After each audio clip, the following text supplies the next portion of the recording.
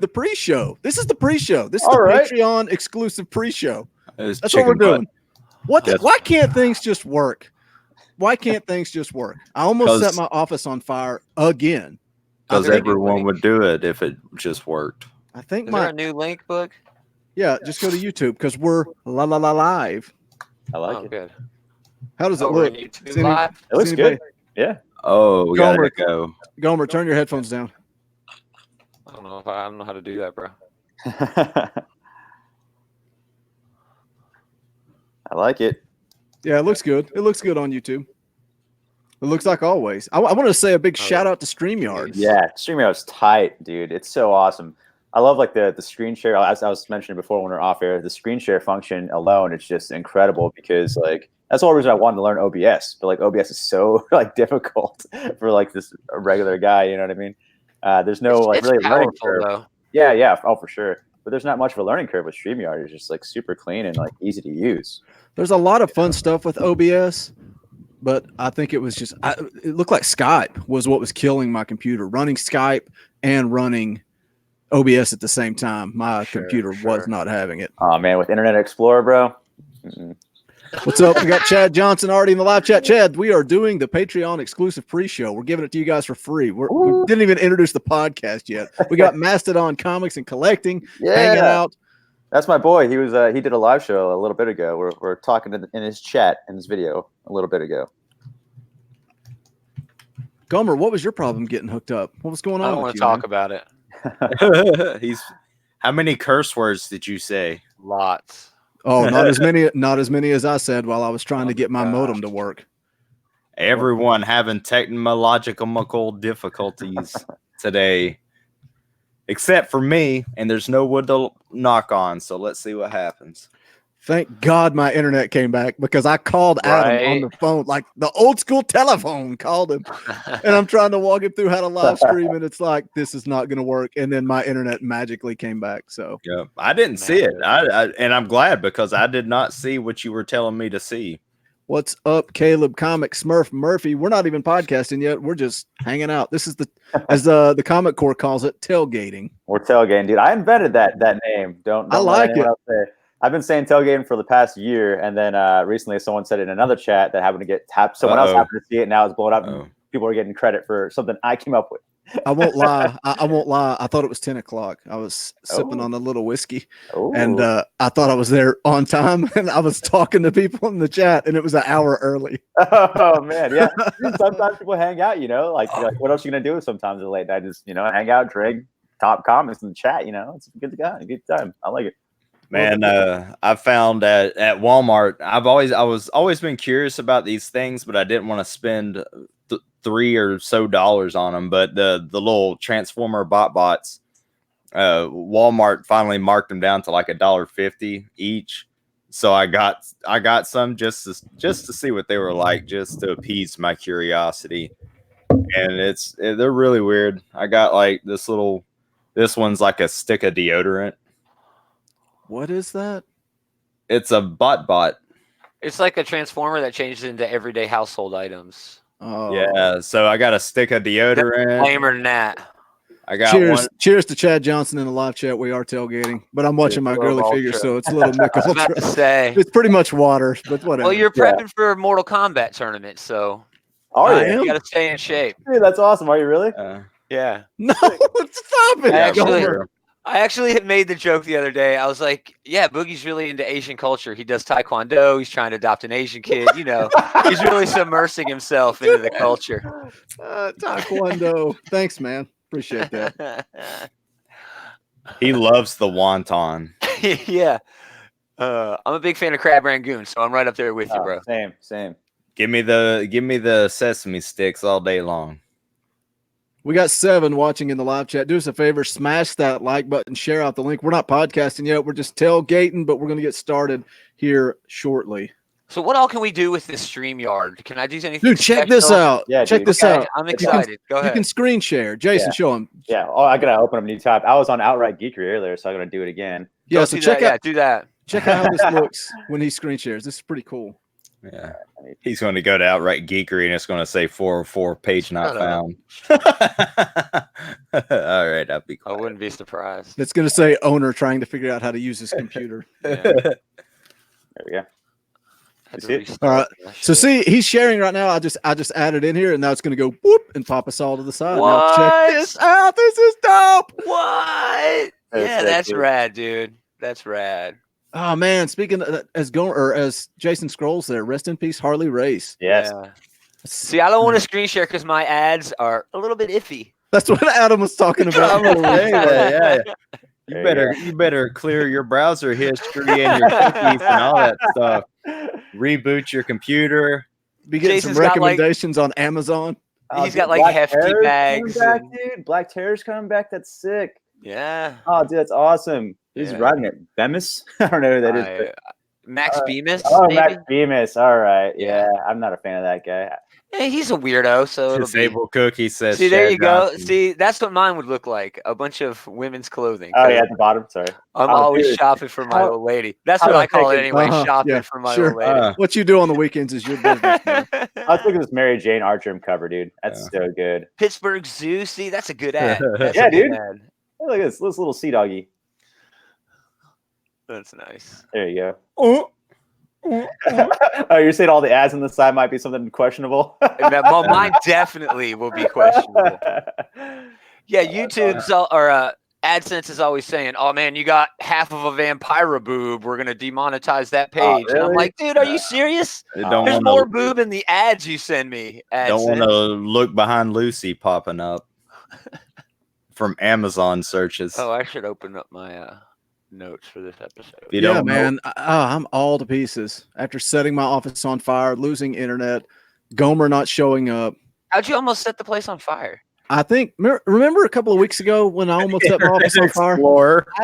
Yeah, don't- Internet I don't- Explorer. Okay, Running too hot. okay. You guys done? No, I think I don't think it was the power strip. I think the outlet is actually shorted out. Oh no. That's So a I have professional 14 job. extension cords just laying around my floor right now as we're live. Oh man. Yeah, that's a professional job, man. You know what I think about that? I'll tell you what I think. Gomer, do you want to know? Tell me. Let me. I don't care. Shut up, Gomer. Welcome to ComicCast issue number 155. Dude, we don't even have it. The layout, nothing. This is the way you guys want it. But this show, as always, is brought to you by Dwayne's World Comics and Games, 457 East Sullivan Street in Kingsport, Tennessee. They carry comic books, graphic novels, statues, toys, gaming, merchandise, including board games, miniature games, RPGs. Check them out, Dwayne's World Comics and Games, Kingsport, Tennessee. Cool story about Dwayne's. It's been a few months ago. But a guy sent me a message and was like, "Hey, I was in your area and stopped by Dwayne's World because of the podcast, but I actually live in North Carolina. Is there cool. any way Dwayne would let me get a refund? I grabbed the wrong book." And he wanted to mail it back and swap it out or something. But I thought that was pretty cool. Somebody from 2 hours away stopped in Dwayne's World because they were in town. That's what it's all about. That's I was why like, yep. we're really good to our sponsors. Dwayne was like, "Oh wow, man, you guys have a wide fan base." I'm like, "I know, man, so many people." We own the Southeast. If you want to find out what we're chatting about online, we are at ComicCast Pod on Facebook, Instagram, and Twitter. Wherever you get social with your media. If you need to know who we are, guess what? It's on the screen. We got 8 in the live chat, including Serenity. What's up, Serenity? Everybody, make sure you smash that like button. Let's share out the link. Let's grow. And shout out to StreamYard one last time. Yep. Anything you guys want to talk about before we just dive into some comic books? How about Rob Liefeld getting away from Youngbloods? Stepping away. He had some issues with some of the other creators at Image United or something. I think something like someone else owned the rights or something like that.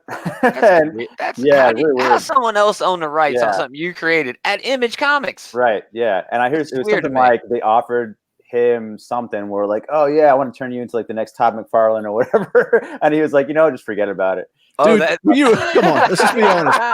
He was offended by that. Were you listening? You were. You're going to offend people. You were listening to Ethan Van Sciver last night, weren't you? Come on, No, come on, bro. No, I didn't. I saw the thumbnail, but I didn't listen to it. No. Yeah, I saw he was talking about it. What was he I up don't to? know. What was he saying? I fell asleep. All I heard was exactly what you just said, really? and then I fell asleep. So Yeah, there wasn't very much comic book news that I saw. I mean, I think there was some like movie news, but I don't remember much either of that. we just had Comic-Con. You know, all the news that was fit to print at that point was printed. It's out. Yeah. It's done. They're not gonna. I don't know. I got nothing. Harley Race. We mentioned Harley Race. He was my king. Oh, shout out to Blaster Stash in the chat. Yeah. They've been having some scheduling issues where, you know, working in stuff and different scheduling issues. So they've been doing like premieres for their shows on Sundays, Sunday nights at 10 o'clock. Tonight, for the first time in like a couple months, they're going like live with like their whole crew. So it's gonna be really cool. So check them out later on tonight if you're up Sunday tonight at like 10 o'clock. Yeah. What are they using? StreamYard? Probably. Yeah, probably. I think everyone's going to StreamYard now. Sponsored by StreamYard, y'all. As you can see in the top corner, we're sponsored by StreamYard now, apparently. Yeah. Because we're too cheap. We take that free version, so we're powered by StreamYard. Yeah, No, everybody. Boogie keeps saying smash the like button. Smash that damn $sign under there, and then we'll be able to pay for StreamYard. Who wants to give us the first ever super chat in the history of ComicCast? Come on, guys. I dare somebody to give us a super chat. What does it do? It gives us money. It gives us money. I don't know. Honestly, I don't know how it works. I just saw a $sign. Well, I hear I can only assume. I think Google takes 30% of that money. So that's so what we need to do is give the company who screwed us over money in order to pay for the new company that's going to help us out. The internet's weird. It's confusing times. Like Hulk said, it's confusing times. Me and Jason were talking about it before we went live, though, is how smart the guy from StreamYard is, because he created StreamYard as soon as he heard that Hangouts on Air was going away. Smart, check it out. Caleb Comics Smurf Murphy. Dude, the first super chat in the history of ComicCast. Thank you, Caleb Comics Smurf Murphy. Technically, it's only $1.40. Just say thank you to these wonderful people. I'm just kidding. Caleb, thank you, buddy. Caleb's my homie. There's another. Caleb's my it's just rolling in. All you gotta do is ask, Boog. It works. It's not talking about comics. It's just panhandle. You can come Ethan Van Sciver, right? Shout out to Blast It or Stash It Comic Show. You guys can watch me drink this Mick Ultra. You give us a $3 super chat. I'll go get another one. That's awesome. Oh man, wow.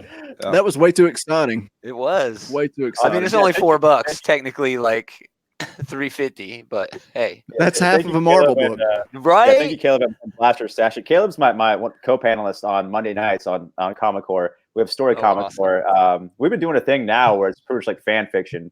So yeah, we're gonna try a new story on Monday. I think it might be Killing Joke, and everyone kind of makes up like a wacky thing that happens after Killing Joke. So did you guys finish all of Why the Last Man? We did, yeah. That's a lot. That was probably our last like serious conversation because everything else has just been like off the rails recently. So yeah, it's more a silly thing now, but it is what it is, you know. That's rad. Yeah, dude. So thank you, Caleb. Heck yeah. Yeah, he's right. It is almost a comic. We're this close to an annual, y'all. This close. A Marvel #1. We're gonna need about 4 more people to jump in there. Well, doesn't DC have a $10 book coming out this coming Wednesday? Oh, I don't even know. Do they? I think they do. I think one of their books is $10. I could be wrong on that. Dude, DC is doing it more and more. We like to rip on Marvel for doing it, but DC is doing it just as much as they are, it seems like, anymore.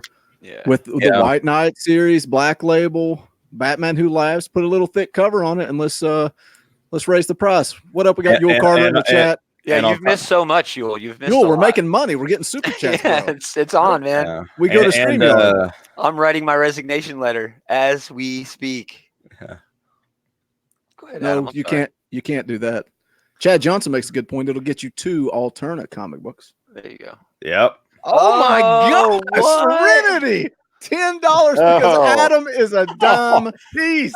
Thank you. I love it. We know what sells now. Can we fix StreamYard so Adam is more front and center? Yeah. Because we know what The only sells I can now. do is make myself front and center. Nobody wants that. I don't bring in the $10 super chat. Yeah. So like, thank you, Serenity. For another $10, he'll take off his shirt, right? Oh, dude! Now we're doing Yes, he will. Yes, he will. Now we figured it out. It took 55 episodes, but we cannot.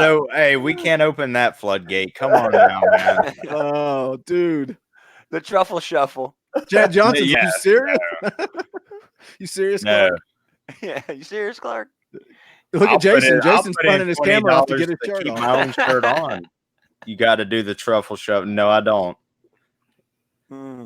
I appreciate it, Serenity, but it's not going to happen. That's fun. Oh man, what an epic start to the 155th episode of ComicCast. The one that didn't think it was going to happen. Yeah, there were so many problems and ended up being the best show ever. And it's only 10 minutes in. Yule says in the live chat, how in the hell are you guys getting super chats? Gomer asked. I just asked. That was a joke.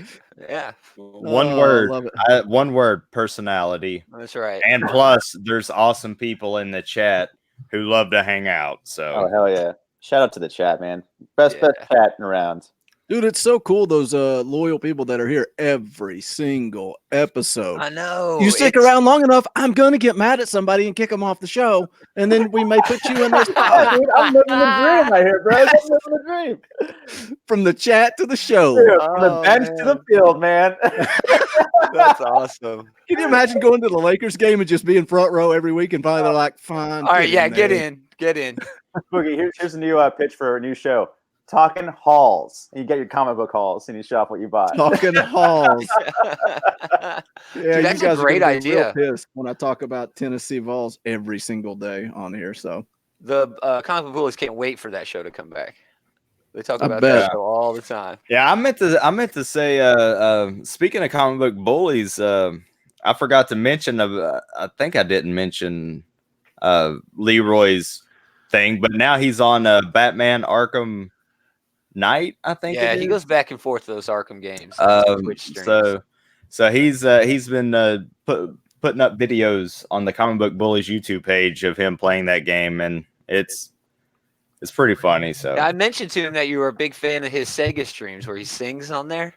yeah, He's like, well, I got to go with what sells. So That's awesome. I've been wanting to get into the Twitch game because I play a lot of video games. So I was like, you might as well stream it while you're playing. You know, it's hard to do, man. I usually just end up swearing at the screen. I know it's really hard to watch bad. your mouth when you're playing and you're getting frustrated.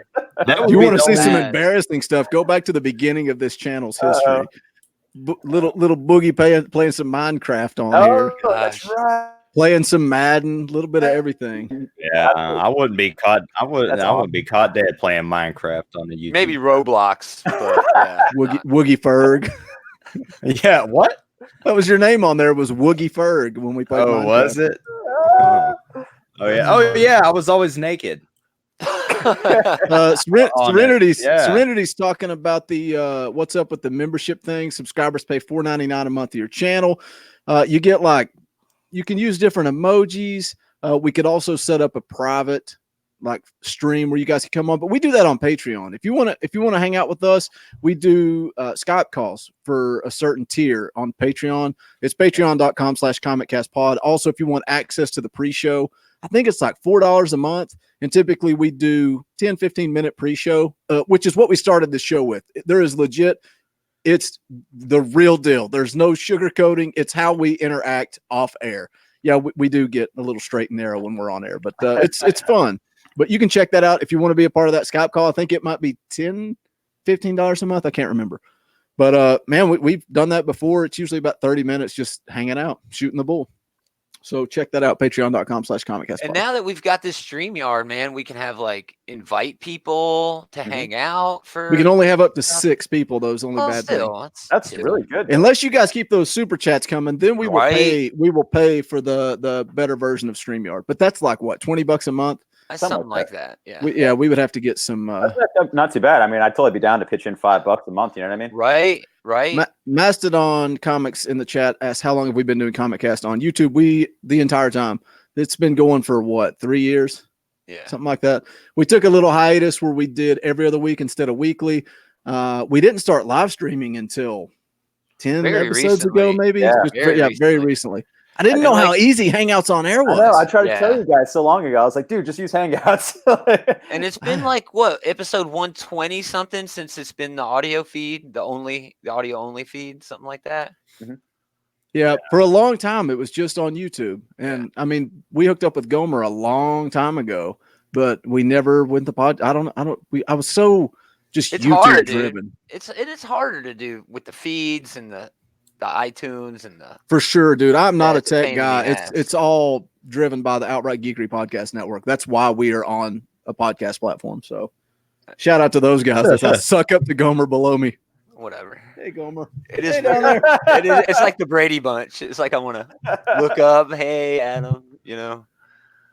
I don't even know if that was the right direction because it all changes. It is. Well, Adam's on top of Jason right now. Yeah. We're passing drinks earlier. We got man. the Brady Bunch thing going.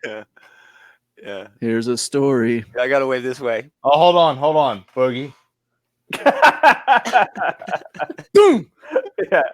All right, we're having too much fun here. It is. It's fun. You know, I like it. All of us being on at the same time, and it's not that. Like one of the things some people complain about Hangouts is we're bouncing everywhere. It's like whoever's talking. This is so much cleaner, man. Yeah, so much cleaner. Yeah. Dude, I forgot what books I was supposed to cover, but but I'll try to remember. I got notes, man. I got notes. All right. I got You know what? Oh, one of the best parts about this, everyone's head's not popping up. Like Adam doesn't listen. Clearly, dude, clearly. it wouldn't be an episode of ComicCast if Adam didn't miss something that was said 20 seconds before you said it. You know what'd be cool though? I like I'll it better because it's not all going back and forth between our screens when we talk. Yeah, it doesn't trigger my seizure. I found $20. Yeah, there you go. Blast it or stash it in the chat is saying hopefully it goes easy. Yeah. Legit, all you do is load StreamYard, link it to your YouTube, and then that's it, man. It gives you a link, you send it. It's so easy. Yeah, unless you're Gomer. I had a problem. I had to restart my computer, but once I did that, I was in just like a flash. No So problem. it was a you problem. It not was a a me StreamYard problem. Yeah, exactly. Don't read the terms and conditions before I did that, and I thought, holy crap, it's kind of scary. So don't read the terms and conditions. Just do it. Just do it. Do it. Do it. Do it. I almost removed Gomer from the stream just now trying to pull up my notes. Oh no. That's all right. All right, dude, I it. like having the chat right here where I don't have to look at my phone the whole time. This is so much better. Yeah. Let's talk about some comic books, I guess. Everybody's having fun in the chat though. I feel like they leave when we start talking comic books. Right. No. Yeah, I know I do. Yeah, I know I check out. Adam just turns his camera off. Yeah. All right, let's talk about Avengers. Avengers number 22. Oh, Gomer, you got this one. Avengers This number is me. 22. Challenge of the Ghost Riders Part 1, The Exorcism at Avengers Mountain. Jason Aaron, Stefano Caselli, Jason Keith did some colors. VC's Corey Pettit did the letters. Thanks, Corey. Avengers created by Stan Lee and Jack Kirby, for those who didn't know. Thank you, Stan Lee. I do that again later in the show. This is setting up some new Ghost Rider stuff pretty well. Most of the ish just follows Robbie and the Avengers' attempts to exorcise the demon in himself and in his car. Damon Hellstorm shows up. That was cool. Yeah, that was dope. I like his how he looks. Yeah, me too. That was really cool seeing him again. I remember the last thing I read of him. It may have been a Marvel Knights. He was just like some guy just hanging out on the road, on the streets, walking New York. It was weird. But Robbie ends up going to hell, where I guess he meets up with Johnny Blaze, who's the king of hell. Can I say how much I loved how hell was just like a big traffic jam? It's perfect. That's like the second time we've seen it like that, right? Yes, yeah. Was it in Adventures before we saw it like that? I think so. Like maybe so. That would be hell for me because I have Dude. bad road rage. I have really bad road rage. And just like the radio's all static, and you don't have any. Sweaty. Yeah, your phone's dead. You got satellite radio, but you're stuck under a bridge. Yeah, right. Yeah, but just as the song you like comes on, right? It's like rain on your wedding day. Yeah, I mean, it's like a free ride when you're already late. It could even be the good advice that you just can't take. That sounds like a jagged little pill to swallow. Yeah, exactly what I was thinking. And she's Canadian. That's right. So that was cool, but there's also a few pages in this. It's trying to get it back on the rails. Trying to get it back on the rails. I can show live chats on the screen. So everybody's got to see this one. Yeah. Man, Bear, Pig. You absolute savage. Adam, get a cup, you absolute savage. I totally missed it. I'm just used to it. It's 2 liters, man. I could down a 2 liter of root beer fast. I could down a gallon of buttermilk too. So you can tell he doesn't have kids, because if I did that, then my kids would start doing it, and then I'd never have anything in my house. That's hilarious. All right, sorry I hijacked that. No, continue to do that, especially in those I'm going to cases. throw where up the super chats here, just for another thank you for you guys that did the super chats. Hell yeah. It's so rad. Yeah, I'm really excited for the race that's going to happen in the next issue. Yeah, I'm hoping that some other Ghost Riders show up. I want to see. Yeah, there's more. apparently going to be Cosmic Ghost Rider's going to be in there. I didn't expect him to be a part of it, so like now it's an extra bonus. I was like, all right, cool, yeah. Yeah, there's a few pages in here, sort of dripped, where Iron Man and Thor get called by Okoye or whatever to a cave, and I guess that's been uncovered in the aftermath of the War of the Realms. And there's some horrible big bad in there, but they also find a fossilized Iron Man helmet. Oh, yeah, so it seems Iron Man is sort of tying in his BC Avengers into this somehow. Yeah, I really hope those BC Avengers like come back. They've been kind of in the back for a while, you know. Yeah. Well, War of the Realms didn't help that either. Yeah, right. I really like that early BC Black Panther one. I thought that was really cool. I'm a fan of this Avengers run by Aaron, so I dug this issue quite a bit. I'm really excited for the Avengers or the Ghost Rider stuff. I'm glad the War of the Realms is over. And yeah, thanks to everybody who dropped a dime piece. Yeah, that one's just gonna stay up there for the whole show. What does I'm Mastodon Comics? I'm confused. What is duck butter? You don't look it up. Don't Google it. Come on, man. Do not Google it. Is it like docking? It's like a dude. This is a family show. It's an ongoing Comic Core joke. So don't look it up. Duck butter, huh? No, don't look it up. I butter not look it up. Butter not. But I think Avengers 22 may have been the best thing I read this week. Oh, really? Wow. Yeah. I thought this was good, not great, man. It very well could be book of the week. Dude, oh God, let's not start that again. I'm not going to keep that going. No, that was a one-off. That was a one-off thing. How is 10, man? Powers of 10, though. You know, like God. Yeah, no way. I mean, this was good. Like I said, good, not great. It goes back to when we used to talk about Avengers and Justice League all the time and make those comparisons. But you have to, right? 2 team books coming out at the same time. Yeah. And I dropped this, and it's not because I didn't like it. It's just it wasn't at the top of my pile every week. But I did think the fossilized Iron Man helmet was cool. I kind of want to see what happens with that. Yeah. You don't like Ghost Rider? I'm not a big Ghost Rider fan. That's what it is. You got to be a Ghost Rider fan. You got to be into the spirit of vengeance to get into this. And yeah, I like them all. I like all of them. I'm just really stoked to see Johnny Blaze back again. Yes. It's funny because at first I thought maybe they would kind of switch places, as Robbie Reyes would take over as the King of Hell, so Johnny Blaze could come back. But I don't think it's going to happen. Apparently, I guess like in the upcoming new Ghost Rider book coming out, right? There's like Danny Ketch and but there's one in particular. It's like I think Danny Ketch and Johnny Blaze, like I think a team up. Yeah. So like that's really cool. And it says he's still like the King of Hell. So I think that's called the spirit of the Ghost Riders or something. Okay. Like that. So this book was as good as duck butter on blue waffles wrapped up in a pink sock.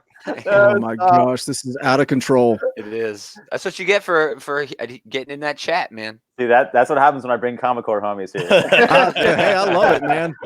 Hey, the Comic Core shows up and the super chats start flowing. That's all. I love saying things and not knowing what they mean, especially duck butter on blue waffles. I can only imagine what that means. Yeah, I'm gonna have to try that. I'm gonna have to add that to my list. Adam will look it up and do whatever it is for a $10 super chat. Yeah, we'll screen share it live. I love how we're pimping out Adam now. I love that's the new wow. Whatever it takes, man. Whatever it takes. Yeah, when we go off air, that's Boogie. Where my money? Adam Wade Adams. Where my money? No, the money comes directly to me, and then I just decide if I'm going to pay you or not. Speaking of duck waffles and butter of squash, let's talk about Ice Cream Man number 13. But I didn't read this, and I'll tell you why after you guys get done. I had root beer. I should have had ice cream. I made a root beer float. Yep. Just for this review. I haven't read Ice Cream Man in a while. I really want to catch up to it. I might start over from beginning from issue 1. I don't think you have to. It's one of those series that a lot of times just a single issue stands on its own. There's still like that little kind of thing in the background that continues through the whole entire series. So I don't want to miss out on anything, This series is dope. This is the conversation we have every single time this book comes up, and this is why I didn't read issue 13. Because you guys have tried to make me read it several times, and every time I read it, you say, well, this is a bad issue for you to read. No, this was one of the better issues, I thought. Because I didn't read let it. Adam review it. Probably. Ask a hundo for me to do. Okay. All right. Ice Cream Man number 13, written by Maxwell Prince, art by Martin Morazzo and Chris O'Halloran. Chris And- O'Halloran. And That's a good letters by good old JR. Leon. I think I auto corrected because my notes say good old Leon. Good old Leon. Because Yeah. you're always talking about Leroy, and it got confused. Leroy Jenkins. Leon. Oh, So who just said Leroy Jenkins? I forgot about that.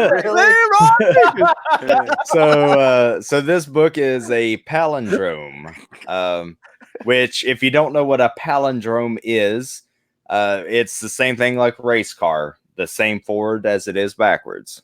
Race car. Race car Wow, dropping knowledge. is a It is. palindrome. So our protagonist Paul is struggling with his husband's death, and he leaves this normal-looking suburban house area, goes into the sewer through a manhole to, I guess, the underworld, where he is. The whole thing is just him struggling with the death of his husband and trying to cope with that, but he also uncovers I guess a secret to do with the murders from the past issues, which you don't need to know that to enjoy this comic, but it does tie into the past issues. So, I mean, that's pretty much the gist of it, but it's all done in a palindrome, and it's just really cool how they do it. Yeah, Like I it found reads myself the same forward and to back as it does back to forward. Yeah, That's what I heard. like I mean, a manga. even the speech bubbles. Yes. Like I found myself reading them and then reading them backwards. So if you read it forwards normal, you read it normal. But if you read it backwards, you had to start on the last page at the last panel and work your way back, and read the stuff backwards. It's just really cool. Yeah. So Man, Chad Johnson dropping mad palindromes. He may have if he didn't look that up, he's got a gift. I don't know where he can use that gift, but that is a gift. If you just came up with that one. Anyway, that's a palindrome. Madam in Eden, I'm Adam. Is also a palindrome. So yeah, stuff like that. Love it. Race car. Yours is simple. Race car. We've heard it. Race car. But Jeez, why you got to discount Adam? it was a great issue. I'm on clearance. Just because of the creativity in there. It's also sort of read as though this guy was fighting his demons and literally went to hell to do it. And then by the time you finished reading it, he got out. You know what I mean? It went backwards through his trek through there. Exactly. Poop and boob. That's a double palindrome. Dude. You could, and boob works on a calculator too. Wow. Yeah, but so you read it, Gomer? I did read it, and it was wonderful. Yeah, it was I'm really probably gonna read it now. Like just because it sounds really interesting, so I want to check it out. Yeah. What they're doing with this series is taking risks with the medium, and I like that a lot. Yep. Ice Cream Man. That's it. That's Ice Cream Man. No one else read it. Boogie hates it because you guys always tell me I'm gonna love it. Is that how I And talk? I hate it. Yeah, it is. That is an exact impersonification. Awesome. All right, we'll move on. Manor Black, number 1.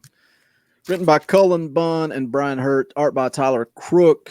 This had a lot of hype behind it, man. Yeah. I heard like a lot of people picking it as like their book of the week. Wow. I didn't even know it had a lot of hype. It's just Cullen Bunn. I like to read Cullen Bunn first issue. It's like, Yeah, 2 of them this week. seems I either love it or I'm just done with it. But this, man, right out of the gate, we jump right into it. You got 4 dudes in a van fleeing somebody or something. It's late at night, complete panic. One of them seems to be injured, and they turn this corner. The van crashes, bursts into flames, and there's this mysterious man in the middle of the road. I love it. I love that we start with action that really has no context, and then we transition into the story. And it kind of goes back and forth between a police investigation that's surrounding this crash and then Roman Black's family. Don't get a lot about Roman Black other than he's living his final days, and he has to find what they call a successor before he can leave this earth. or realm or whatever you want to call it. And he also likes to have meetings with dead bodies. That's something he likes to do in the family crypt. It's Cullen Bunn. It's exactly what you expect. It's got a supernatural element to it. It's a 4-issue miniseries, perfect for the way Cullen Bunn tells stories. I'm in, man. Only 4 issues. Yeah, I think it's 4-issue miniseries. Wow. Okay. So I'm committed to that. Let him tell his story in 4 issues. I'll make the investment to see how the same creative team or some of the creative team from what's it called? Harrow County. Yeah, Harrow County. Yeah, Chad Johnson mentioned that in the chat, but it's in my notes. So yeah, awesome. We got a great chat. I thought this was a great first issue. I thought so too. It was a lot going on. Yeah, a lot of questions I feel like I had, while I was reading it. But I think that's part of the mystery that Cullen Bunn's trying to set up. Yeah, like what's up with all the blood? That like hourglass of filled with blood. And what I took from that is all of his ancestors that he was talking to did the same thing that he did, and he's going to end up being one of those folks once he chooses a successor. Right. But I'm not sure how. Like I said, there's a lot going on. The van hitting people. There's an investigation going on. Then we have this, this dude, his old dude, with it trying to pick his kids, but he hasn't picked his successor yet. And none of that stuff seems to tie together at all. Yeah. And then the end, it really gets weird. Like the twist at the end is like, okay, everything, you can see how they could piece everything together up until that very end. Was it a girl that just runs out of the woods? And it's like, what is going on? Exactly. Yeah. I'm not sure. I think that's what Cullen Bunn wants us to be at the end of this. He's like, what the hell is going on? The girl at the end is going to be the successor is what's yeah. Sure. Yeah. There's a nice little summary at the end at the last page, and it kind of gave the synopsis of the story. And it says pretty much there's going to be family drama with like the son or whatever wanting to take over, and also I'm sure his wife wants the son to take over. She was giving him the stare. It was sneaky eye, yeah. Yeah, how I was getting the movie stare the first show I was on, and and then this new girl apparently everyone he wants her to be the successor. She's going to be the successor. Then he has to deal with that. Guaranteed, she's going to become the successor. Her family or son is going to murder him. He's going to be one of the ghosts, and then like let her into the chamber or whatever, and they're going to fill up the hourglass or whatever with blood and save the world. I don't know. But then there's still that van where they were going. Yeah, like they had something weird going on. And I took it that the girl was part of that van, unless I just misunderstood it. But I thought she was in the van. And was she in the road where the van veered? Right. Yeah, I kind of wondered. It wasn't clear. You couldn't really tell. No, she wasn't the person in the road. Had the wraps around their heads. Yeah. Well, she could have taken them off. I wasn't sure, but I agree with Adam. She did have wraps around her head. And then like, what was up with like the chief all of a sudden like bursting up in flames? Yeah. Oh, spontaneous combustion. It's a real phenomenon, man. Yeah, it happens. Yeah. I've read books. I've seen it on the internet. It's on the interwebs. People, all that's left is Yeah, there's a lot going on in this book. That's what happens when you mix pre-workout with thermogenics. But like Boogie said, I'm going to keep reading because it's only 4 issues. It's a little investment for a story that I'm at least compelled enough to pick up the rest of the books. So good call. Yeah. Good read. I like the art. I just want to say that I think the art really stuck out because I was expecting, I guess, not good art, but the more I went through the book, the more I liked it. I think I was just judging it by the cover, and I was and the play with strong colors like red and the oranges when there was fire, but everything was pretty much almost a grayscale, of colors, like gray palette, and then add the red. It was good. It was very well done. When the guys showed up at the end. Towards the end, the group of people, I felt like it got a bit, I don't want to say superhero-y, but I was kind of taken out of the, the Cullen Bunn mystery / kind of, you know what it reminded me of? Karate Kid, where Mr. Miyagi comes and helps out Daniel. You're the best. Yeah, you had the one dude that was like, best kid. It's like, what's going on? Why are these weird people just that are almost like comic book villains now? It kind of slightly took me out of it a bit, and I'll give it a knock on that. So now, I tweeted it out earlier this week. It's no secret this was an outright Geekery review copy. So they provided us a free copy to read and review, but I was in the shop. Dwayne had a bunch of them. I picked it up, and Adam talking about the artwork earlier, the artwork to that opening scene. And it's like I mentioned earlier, we have no context. We don't know what's going on. It just draws you into the story immediately. With the van. Yes. Yeah, it's fast paced. You're getting emotional character moments where you can tell there's something serious going on. When the van is veering around the corner, there's motion to the art. Yeah, dude, it sucks you in. Just you right flip, away. you flip very that well page done. and that mysterious figure's just standing in the middle of the road. It's like I'm just like freaking Cullen Bunn. It's Cullen Bunn. They use darkness very well. Because that's because I found myself like when he's talking to the people in the morgue, when he's having that meeting with them, I found myself kind of trying to look close to see more of what was in the dark. You know, of course you can't, but I caught myself doing that. Sure. So yeah. It's funny because this one had a lot of like hype in what I saw. But his other number one, Knights Temporal, I thought that was better, honestly. Wow. Like, I didn't read it. I enjoyed Knights Temporal more than this one. No, that's more of like a sci-fi, like time travel. Yeah, story, right? totally. Yeah, it had to do with like this like night dude chasing a wizard into a forest, and then like he kind of disappears, and his buddy's like, "Oh no, don't go into there." Then his like buddy just disintegrates. He's like he had some like wizard curse or something got done to him. It's like, oh, whatever, I'm gonna go chase after him. Goes in there, gets kind of lost, and then there's some kind of like pixie lady. It says like she's been waiting for him. Then she shows him like this like teleporter thing, crystals floating around. She's like, yeah, you need to go in there. Goes in there, and he like ends up in modern day, running through a city, chasing like I guess the wizard guy again or something. At a different point in time, like modern day, he's like wearing modern clothes and stuff. And there's like some like old dude. He's like, oh, I know you. I've seen you before. Like you saved my life and stuff. And like that sword too. I remember that.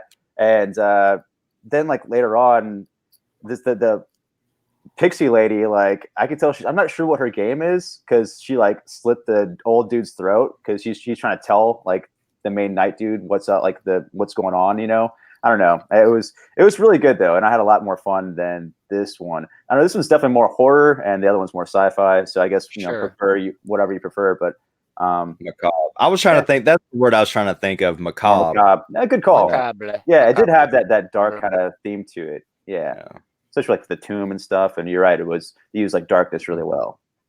It's like what we do in the shadows, macabre. Oh. Yeah, I love that show.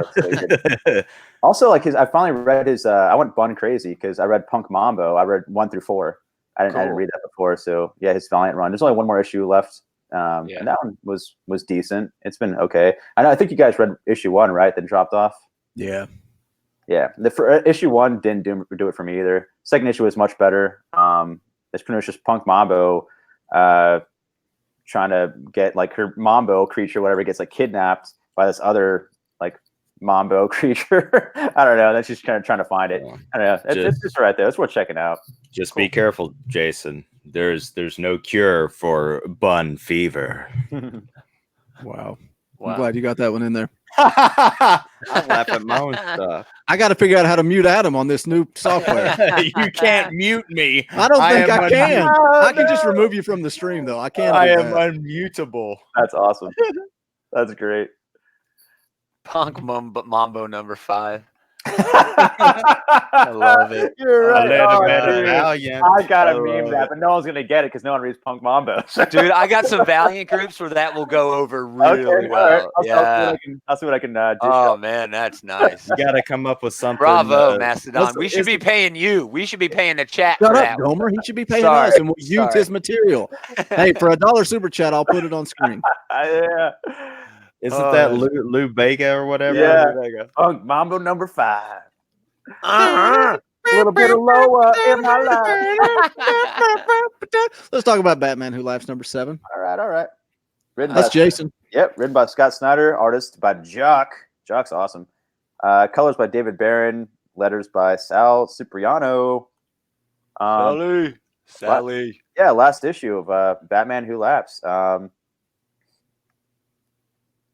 Batman wins. I don't know. I thought it would I thought Joker was the hero. Yeah, a little bit too, because he shoots him like at the end. Like he asked him to. I mean, followed through. I don't know, man, because like the conversation that Alfred and Batman had, I think was probably like the highlight, where they weren't sure if like Batman had the self-determination to overcome that Joker poison. Yeah. Because I think Alfred believes more in Batman and Bruce than of course he always has for himself. But I don't know. Like I feel like even though he got fully turned into the Batman Who Laughs, like blood wise, he didn't really like act like it. I don't know. He did smash the Batman Who Laughs with like the Martha gravestone, which was kind of weird. Yeah. But that's like the most he went off on him. I just didn't think he would turn into a full on evil Batman Who Laughs. I was kind of expecting for him to like become like a good Batman Who Laughs, if that makes any sense. Just because like it's just total different circumstances on like their backgrounds. Like he knew about the Dark Knights and like evil and stuff before he even like started transforming into this new version of the Batman he murdered the Joker, which is why he became right. Who Laughs. So yeah. Right. I mean, the original one, yeah. Like like Batman, like he had different circumstances where he had different upbringing. You know, things have been going okay for the most part. You know, not as bad as like the other ones. So he wouldn't turn into like a full on like evil Batman Who Laughs, in my opinion. Now I'm wondering if like that's how the story originally was before they like added on like a second or one or two extra books, because like then a new series, the Batman Superman. Right. series. Yeah, for sure. Like that's definitely why they did that, to go into Joshua Williamson's series.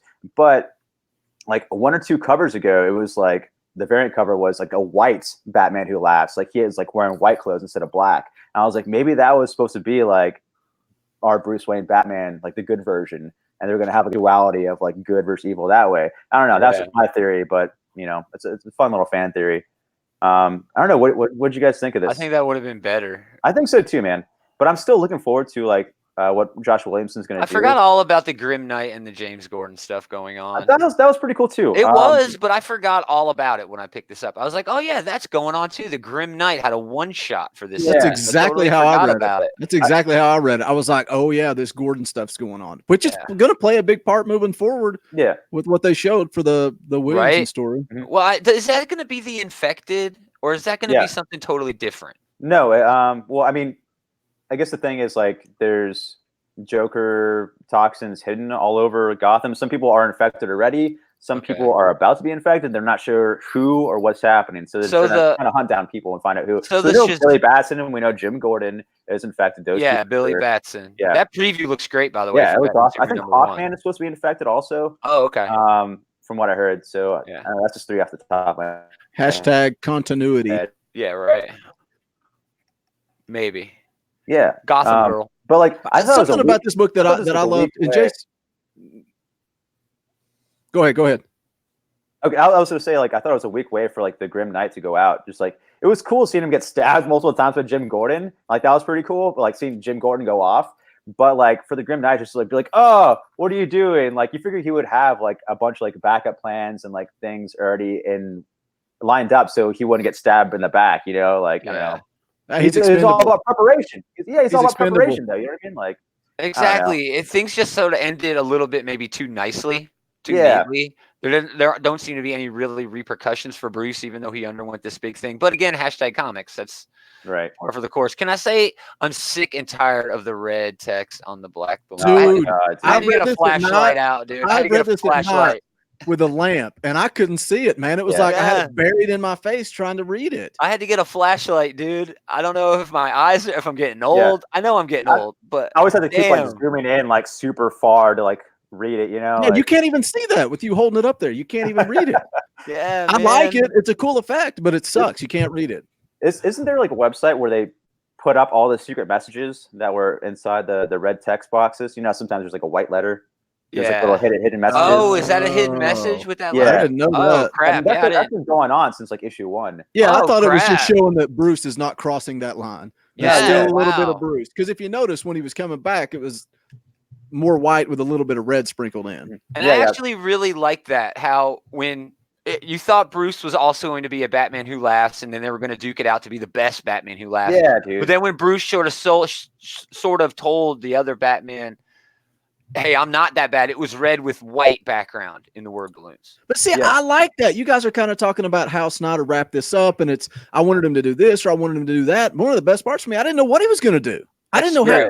Was he going to completely cross that line and become the Batman Who Laughs? But I never knew. Even reading this issue, I was like, what's going to happen? But what he wound up doing was erasing the whole thing. There are no repercussions for anyone. Joker got shot in the head, but he's fine. Batman Who Laughs, I'm sure he's going to come back, even though he got hit in the head a few times with a concrete slab, and then Batman is literally becoming his worst nightmare, and he's fine now. He's okay. He got a transfusion. He's good. But it's like you said, hashtag comic books. Exactly. It's Adam's favorite thing. Put all your little toys back in the toy box. Exactly. And move on. Exactly. So it loses a little bit for me because, and only in the context of them creating this Batman Superman ongoing series that's coming out of this.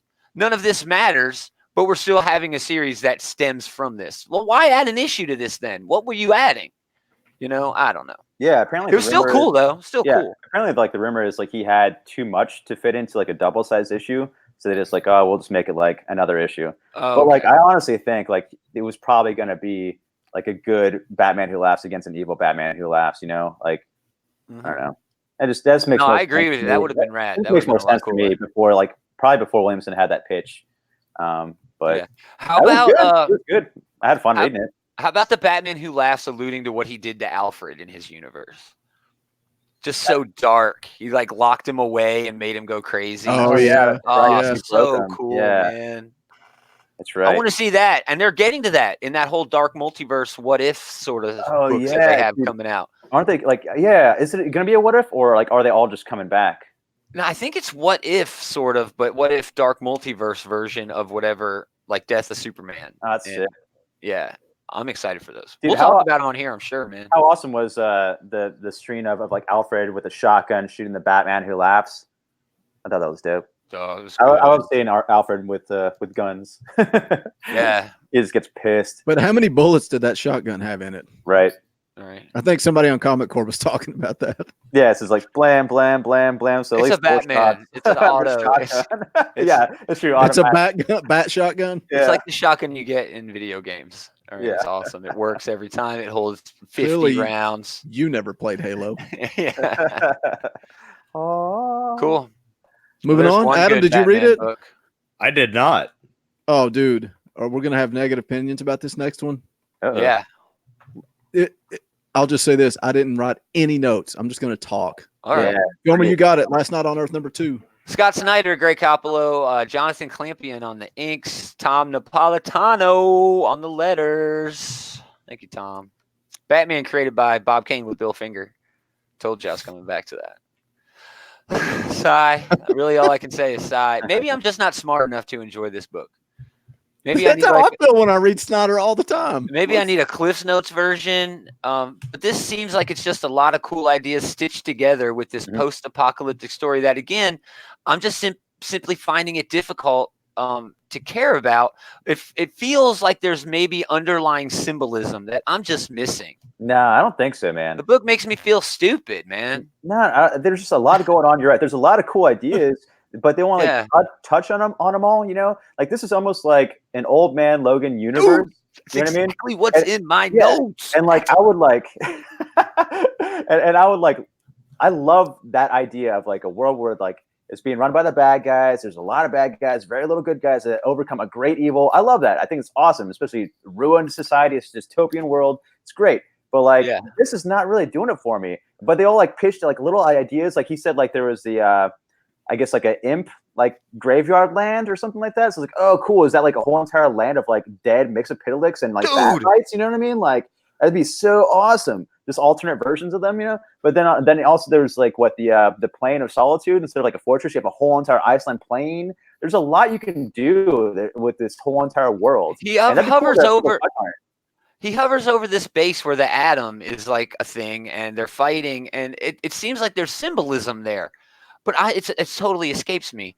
But that is like a really cool place in this new place that they've created, this new world that they've created. You mentioned Old Man Logan. That's exactly what I have in my notes.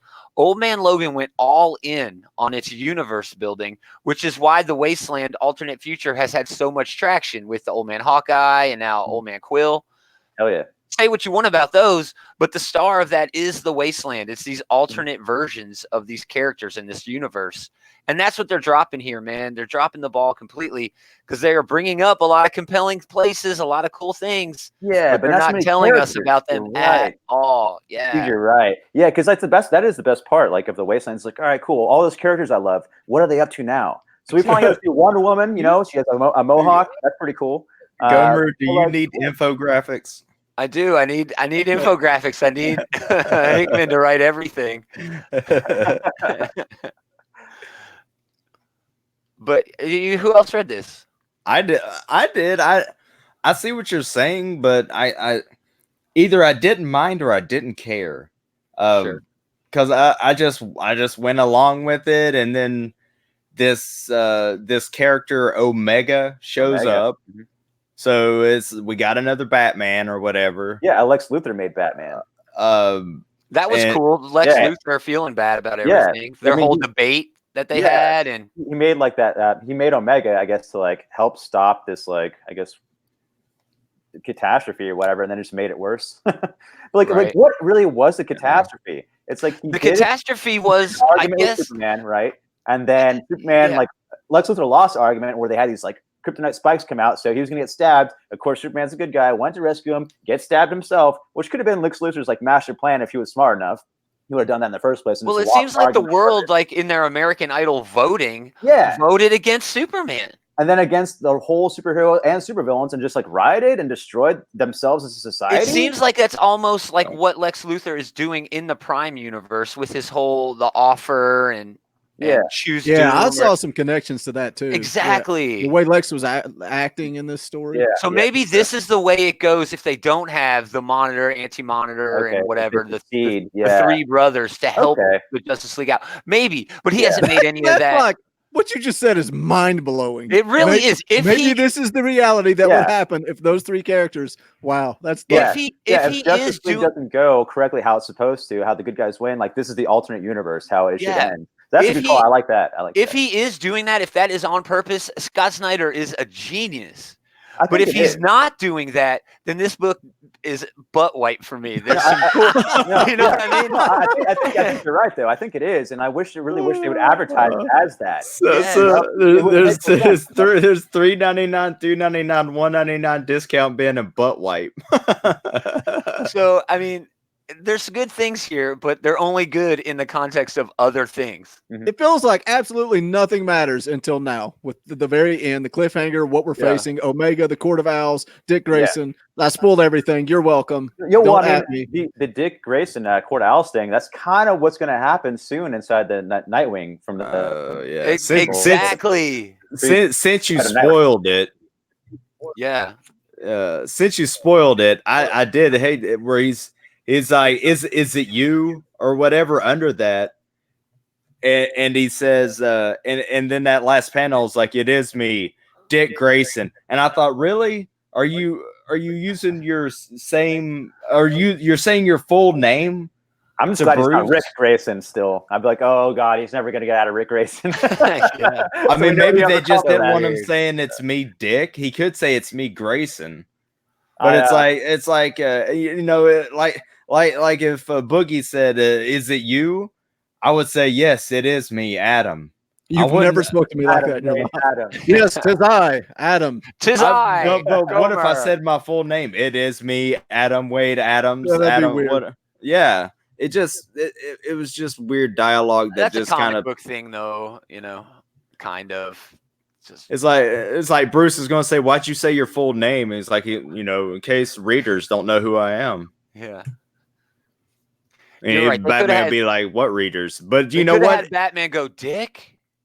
Yeah. That may have been a bit more awkward, but it would have fit better. No, I think you're right, though. I think this is intentionally planned out to be that way. And, you know, we know, like, didn't Scott Snyder get kind of mentored by Grant Morrison when he told him he had to have a start and a finish to his story, and this is supposed to be his finish. So I feel like this is his finish for what he had in mind of, all this. Like his way back in his New 52. Yeah, I think going up through Metal and then Justice League just takes this weird left turn and he kind of fits it all into there too. Yeah, I mean, honestly, if he's doing that, dude, that's genius. Like, I guess like you can't advertise it as that Elseworlds because then you kind of spoil of like, oh, the good guys win, you know. But like, you know, the good guys are going to win eventually, you know. Yeah, they call it the year of the villain, but you know, like the good guys are going to come back and win in the end. So yeah, that's just a reason to sell covers. That's just a yeah. I'm going to buy most of those covers, by the way. What's funny is I read Batman Who Laughs right before this, and Batman Who Laughs was such a better comic book. I agree. Such a better comic book, and it's written by the same freaking guy. It's just I did the same thing too. I read that same order. It's just weird, man. I mean, this is either the best comic ever or the worst comic ever. No, depending on- even still, even me. if he's doing it all on purpose, it's not landing. still there's so much boring stuff that I'm so sick of the Joker. I know. I was Yeah. about to say. I was really tired of like seeing the Joker, the same joke. Can I be Robin now? Can I be Robin now? It's like, okay, we get it. Like, It's not funny worked, anymore. Yeah, Yeah. it worked a couple of times, but then it got annoying. It got really annoying. Yeah. Yeah, It's like I eventually Bruce is just going to go off on you and tell you why you can't be Robin. yeah, and then the And narration. he did that, and I'm like, well, Robin's going to be at the end of this book. They sort of telegraphed, Dick showing up. And then the narration of the book too. We know it's Joker talking, so it's like he speaks normal English. He's not like talking in his wacky, jokey self. So that's kind of weird. So I don't know. Somehow it's going to end with Joker by himself at the end of the world. I think. Who knows? I don't know. The Lex Luthor stuff was cool with all those Supermans. That was cool. that was yeah, neat. dude. Aren't they like all like what robot Superman? Is that They're what's sort going of like on? robots, Or but he clones, used or- like black holes to power. I don't Yeah, know. that It was makes this sense. Yeah. deep, long. Did you all remember when he said? I think it was Scarecrow, whatever, said that I guess it was Omega took away what they didn't need or something, and that's why Yeah. Scarecrow doesn't have legs. Yeah, that was crazy. We didn't even talk about so- Bane Scarecrow at Yeah. all. So Weird. do you think there's a reason Batman found Joker head in the thing? Took Like, away Joker what- doesn't need. All he needs is his head. Yeah, so maybe Omega already got to Joker, and who knows? Maybe this whole time Batman's carrying around Spy. a spy. Yeah. Yeah, good call. Maybe. Who's Omega going to end up being? Bruce, right? It's got to Oh be. yeah, a I mean, different we version of know Bruce. it's just a Lex Luthor made Batman. Like, I don't think Okay. it's anybody, so it's probably just either like a clone of Batman or another robot version or some kind of black hole made one. Who knows? Like, who cares? Damien. I do like. If Kind it of like was Damien, that that'd would be be tight. That'd be tight. that'd be tight. But I do like the logo of Omega. I kind of want like a Batman Omega shirt. I was kind of feeling yeah, that. that is cool. Yeah, overall, dude, it's not really landing for me, but I'm still gonna finish Yeah. reading it. I got it. Me you know? too. Me too. The I hope art's it- great, dude. Following the art's Snyder great. on Batman is kind of fun, but I just think he's dropping the ball a little bit. I agree. It could be Old Man Logan good, and it's not. Yeah, and he has like so many more pages to do it too. So I don't Right. understand like what he's doing, man. Yeah. I mean, hopefully it reads better once all three come out. But I mean, at this point, I'm not really gonna think it will. They could have made this 5 issues and had him exploring more. Yeah, dude, that'd be awesome. I'd be down for that. Yeah, I want to see more of this land, this world. All right. This land is your land. I thought the artwork was great on the Flash Storm. Oh yeah, the Flash Storm, which was so Jay weird. Garrick and Wally West, everybody all blended in. That was Yeah, the one Tornado. thing in this. Yeah, the Flash Storm was the one thing in this where I'm like, that's Old Man Logan. That's the Venom symbiote covered up on a Tyrannosaurus Rex. That's the kind of stuff I want to see. These little bits of the universe where it's all twisted and post-apocalyptic. But yeah, we got 2 pages of that, and then literally 2 pages of him just talking about cool things that are in the universe. Not Yeah, actually dude. showing us, just saying, oh, this is a thing, and this is a thing. Speed Force Storm. Yeah, it was rad. Yeah, that's exactly what I was trying to say. There was like that one page where I talked about with the imps or whatever, like the land of dead imps or something like that. Yeah. It was just a white page with like 3 or 4 dialogue boxes. Like, you're not going to show us any of that? Like, what the hell? Yeah, man. Yeah. So, Oh, well. yeah. Oh well.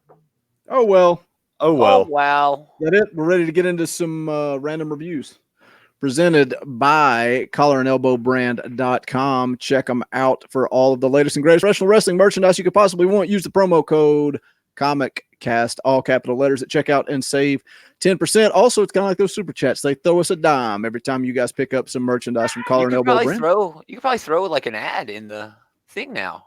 Maybe. Yeah, totally. That's Bring it the up. 102. That's the Hey, calm down. I'm just. StreamYard 102 class. He's got Just to learning. watch a few more videos. I'm going to go first because I didn't read a whole lot, and this is going to take 2 seconds. Fantastic Four, number 12, Dan Slott, Sean. How do you say it? Azakski? Exactly. If I say it 3 times really fast and say it the same way, it works. This was advertised as the Thing versus the Immortal Hulk, and that's pretty much exactly what you got. Hulk shows up during Ben and Alicia's honeymoon because Dan Slott's going to Dan Slott, and we got to have a honeymoon and a bunch of goofy stuff and a bunch of bad humor. But once the Immortal Hulk shows up, it's cool, man. I rip on Dan Slott all the time over this book, but really this issue wasn't that bad. Hulk being controlled by the Puppet Master, which leads into a lot of fighty fight, but it was great. The artwork was great. I love the action. We also got a backup story from Jeremy Whitley to set up his run on the Future Foundation. I honestly kind of liked the story. It goes all the way back on this podcast to when we talk about America Chavez. And when I was reading that book and the first issue, it's like the first dialogue is, I'm a Latin bisexual, like sort of giving you that, hey, check to out me, this. it takes away Force so much feeding a from the little bit. character. I want to know the character. And then if that's who the character is, let's do that naturally. Let's not just, we don't have to throw it at the page and say, this person is this, and this. It's like they're checking boxes. Yeah. Stop checking boxes, man. Tell stories authentically. I think I like this story. I want to find out more about what the Future Foundation is going to be up to, because Whitley's going to take that over and run with it. Yeah. But that just bothers me, man. I hate when stuff is forced. That's it. Fantastic Four. Oh, I did also read the first issue of Hickman's run. I got the collected edition, volume 1. I got it used fairly cheap. And then Marvel's getting ready to drop volume 2. So I read the first issue only, which is the whole, the start of the bridge and all this stuff. It was cool. I'm down to read some more Hickman Fantastic Four. Nice. You're in for a treat, man. I read one issue and I was like, this is better than everything Dan Slott's done for the last 3 months. That sucks. Did you read that Thing versus Hulk issue?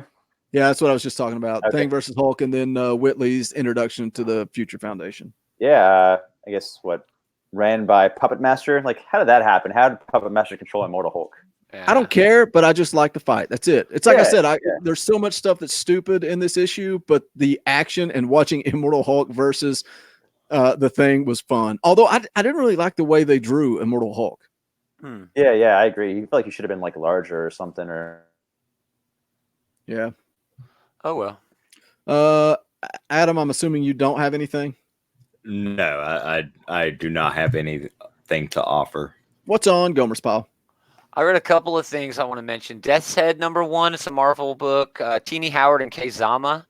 It's a fun little story with this old character who first appeared in Transformers UK books, which is cool because Kei Zama actually comes from IDW's Transformers comics. And I love her art. Wiccan and Hulkling show up in here. Love them. Yondu has an appearance because Death's Head is what do they call them when they go in and get bounty? Bounty hunter. Mercenary. Yeah, he's a mercenary. It was pretty cool. Hunter, yeah. It was funny. It was throwback funny, and it was cool. I had fun with it. The Goon #5. I also read that. Sorry. Oh, you read this? Sorry, I have some lag. Sorry. Yeah.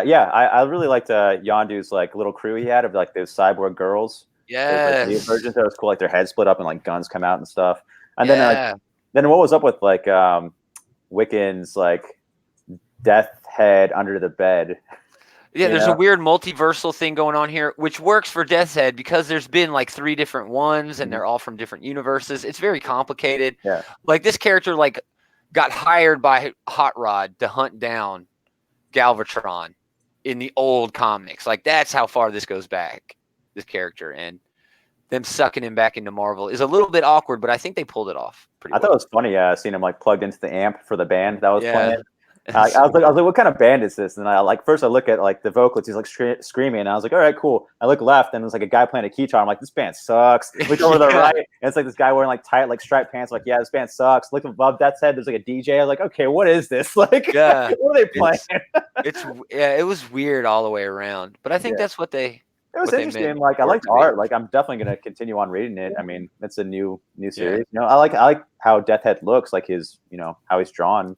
So it's not too far-fetched, Gomer. I mean, Spider-Man has met the Transformers, and that's true. There was a series where Avengers, I think, met the Transformers. No, there was. I have that series, Avengers Transformers. Yeah, there was going to be a Justice League Transformers where Optimus Prime gets a Green Lantern ring, and a lot of stuff happens.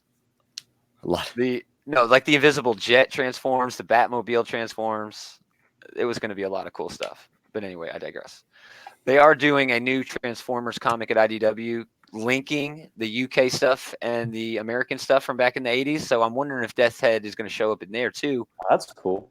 I doubt it, but IDW and Marvel do have this arrangement, where IDW's publishing some Marvel comics, so you never know. Yeah, they have an open relationship. Yeah, they do. They have an open thing. I love it. The Goon number 5, even though number 4 hasn't come out for some reason, I'm not sure why. Eric Powell, Thomas Sinowski, and Brett Parson. I'm still really enjoying the series. It feels like it's in a genre of its own sometimes. And there was a cool Nightmare on Elm Street Dream Warriors reference in this issue. So nice. Do you think they did that on purpose, released to issue 5 before 4? Okay. I think so. I'm not sure if maybe there was a problem with printing or something, or maybe there was a story element that needed to be put out. I'm not sure. There hasn't been a lot of news. The only news is that this got released before the issue that precedes it numerically. Yeah, it's interesting to do that. I don't know, that's kind of cool. Yeah. That's it. It was a light week, man. Fifth Wednesday always kind of a drag. It was. Next week's going to be rough. There's so many books I have next week. Yep, me too.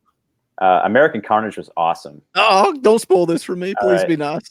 All right. I'm pretty sure this series is done, I think. Oh, was this the last issue?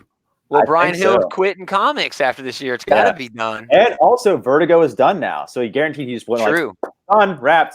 I just didn't know if it was 9 issues or 12 issues. I thought for some reason it was going to be 12 issues. Yeah, don't spoil this for me. Because, what are you going to do once Vertigo is, it's done? So, true. Yeah, just they probably close up shop. Everyone, done. Last issue now. I was like, okay. Well, there's already been one book that's moved from Vertigo that was announced a year or two ago. Yeah, Constantine, right? Or the Book of Magic? No, it's moved to Image. It was Safe Sex, but now it's called SFSX. Interesting. Yeah, that's moved to Image. They still have Black Label, and they're still doing other things in Black Label besides, in hero continuity, so to speak, with the horror stuff they've got coming. Yeah, so I really wish certainly expand it. Dude, that'd have been so cool if they could have moved American Carnage over to Black Label. He could have went balls to the wall. He's already going balls to the wall in Vertigo, but he can even take it even further, man. Yeah. And Constantine's moving over to the Sandman universe, which I don't even know how the Sandman universe even works as far as imprints go. Is Sandman part of the regular DC continuity? It can't be. I know nothing about Sandman. I've never read a single issue of Neil Gaiman. It's good. It deserves all the praise that people get it, but the way DC's trying to mix it into the regular universe just seems weird to me. Why do we have a Justice League book that it has all these magical characters and Constantine and Madame Xanadu and these other magical characters aren't there? Why do we have to move Constantine over to the Sandman stuff? It's just weird. I don't know. I just hope it's better than the most recent Hellblazer. Yeah.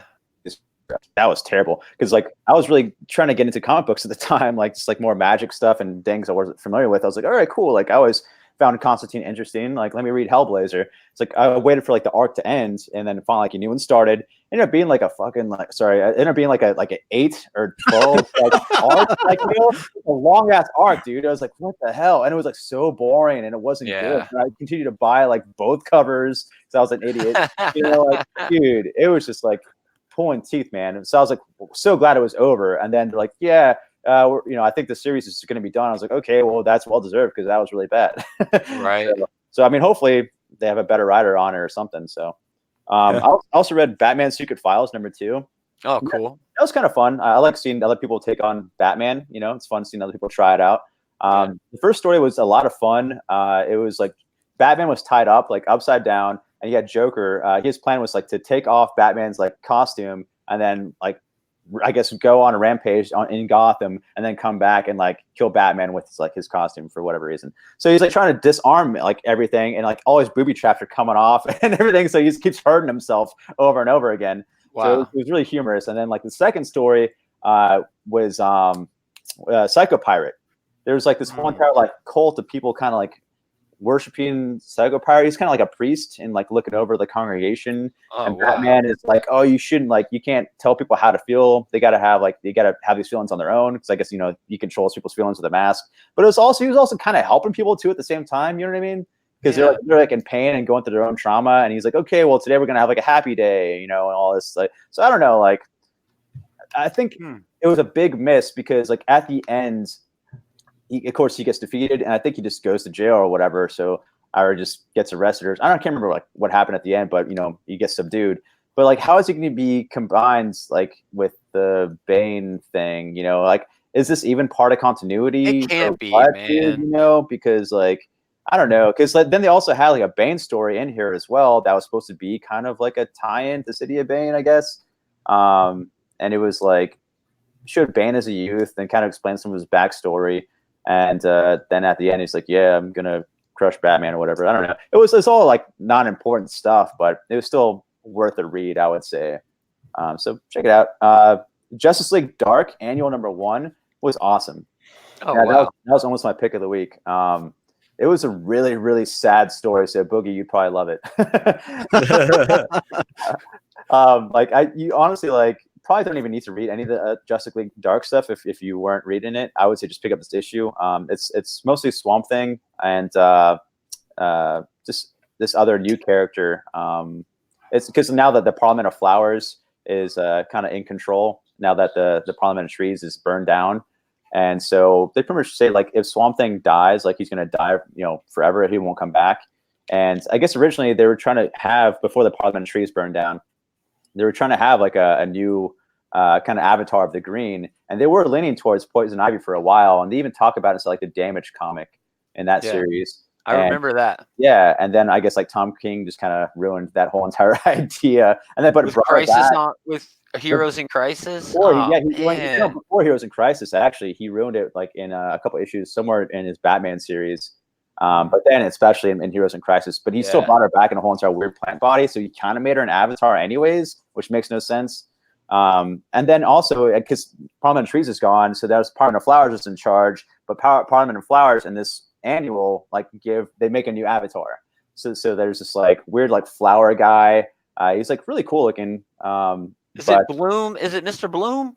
I forgot. It's a whole new character. I want to say it's Dr. Oleander. Remember Mr. Bloom from? Yeah, that was a good Batman villain. I was going to say Jason Woodrue appears in this, and I don't want to ruin it for Boogie if you're going to read it. So I'm just going to leave it at there. But I think you should check it out, Boogie. I think you'll dig it. It's really sad. It's a really sad issue. Cool. Let's see what else. Sorry, trying to scroll here. I didn't read Venom Annual because it was like no writers I was really interested in. Yeah, I didn't read it either. Well, it wasn't even a Venom Annual. It's one of those where they're making them fight people that they wouldn't. Yeah, it's the what? It's evil or whatever. Yeah, Axis of Evil. It's stupid. I'm not. Yeah, into dude. That same thing happened with like Punisher last month, and I was like, "This looks stupid." Yeah, I'm not into those. They had a trailer for the last page, to have continue the acts of evil. Yeah, I guess, and that looks. I'm sure it's gonna be the same bunch of nobody writers, and it doesn't look very good. Like the art doesn't look good, and I kind of scrolled through it and didn't seem appealing to me. I didn't read that either. So I'm probably gonna skip out on all that. What about? Did you read? I haven't read it yet, but I got it. Spawn 299. I haven't read Spawn in a couple issues, so I have a lot to catching up before. It's building up to the 300. Some good art in Spawn. Are they still doing that storytelling style where they're kind of not rehashing, but retelling all of Spawn's story? Yeah, pretty much. That's interesting. I kind of like that idea. It's not a bad idea to get new readers, but I don't know that it's working. Yeah, like the last time I read him, was Spawn was in prison and trying to he was in there on purpose, but he was kind of torturing guys and stuff in prison. It was pretty brutal. And it was really good. So I don't know. I'd like to read it, and that's really cool. They're going over the whole entire history of Spawn. I would totally do that to catch up and see what I missed out on. Because I'm sure I missed out on a lot. I just wonder how that works out for regular readers. Yeah, the art, if anything, is worth picking that up. Jason Sean Alexander. Dude, I read wonderful Cantu #2. I read it too. It was good. Yeah. The art was better than the story. Yeah. It's still decent. He made friends with that big wood creature, whatever, that werewolf thing that saved him last time. Saved his butt again. And he kind of rides him like a horse now. It's exactly what I expect from that, though. It's kind of like never-ending story, sort of labyrinth style adventure. Yeah. I'm just glad people are still picking it up. It's a nice little cute story. It is cute. Anto's a cute guy. He's a little cute guy. That's it for me. I really wanted to read Planet of the Nerds. I only read the first issue, and they're on issue 4 now, so I got to catch up to that. Well, let's jump into the outright geekery. Book of the week. I was like, what just happened? Oh, the no, battery's dying. Yeah, I think it's dying finally. Oh, Here, let's see if I can just do this. Yeah, that's it's dead. Wow. OutrightGeekery.com, your one-stop shop for news, reviews, previews, podcasts, everything geek at your fingertips. OutrightGeekery.com. Powers of 10, number 1. How sad are you, Gomer, that you don't get to take the lead on this? No, I'm okay. You sure? You want to take the lead? I'm gonna make No. it short and sweet as Short and much sweet's as good. I Then let's jump possibly- into it. This Yeah. book Because is dope. I'm gonna try it, and if I spoil something, I'm sorry, but I'm trying to do a review Oh. and Dude, you got to spoil it all, man. Like, there's no way you can plan it. Like, gotta spoil it. We gotta talk about everything that happens. In the I'm book. not going to go through all the infographics. Okay, but Powers of X, number 1, written by Jonathan Hickman, art by R.B. Silva and Adriano de Benedetto. Exactly. Yep, Marta and I'm gonna say Marty Gracia.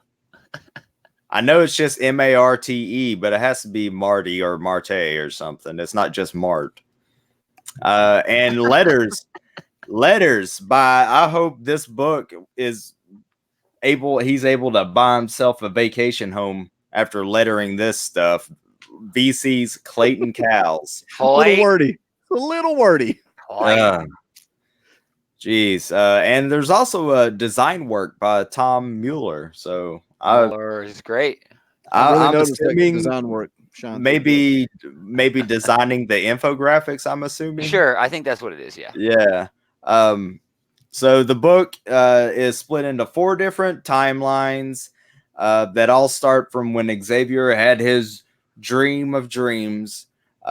Year 1, the dream is when we see Charles Xavier sitting on a park bench, and Myra McTaggart comes up, and their interaction kind of leads to the birth of the realization of Charles's dream. Year 10, the world is pretty much present day. We see Mystique and Toad arrive in Krakoa to the House of M to deliver the flash drive that we saw them obtain in House of X. Then we got year 100, the war. And this is where we're introduced to some new characters with these rebels or whatever fighting Sentinels, robots, and humans, because during this war there's a machine-human partnership. So we're introduced to Rasputin, Cardinal, and Silabel, which I believe some, if not all, possibly maybe came from what's known as the Sinister line, which was Mr. Sinister's mutant breeding. We get that explained to us, explaining that the character Rasputin, she is a mix of Quentin Quire, Colossus, Gunther Bane, Kitty Pryde, and X-23. So she's like she is year 100's Billy Badass. She's like a Voltron of mutants. Yeah. Oh yeah.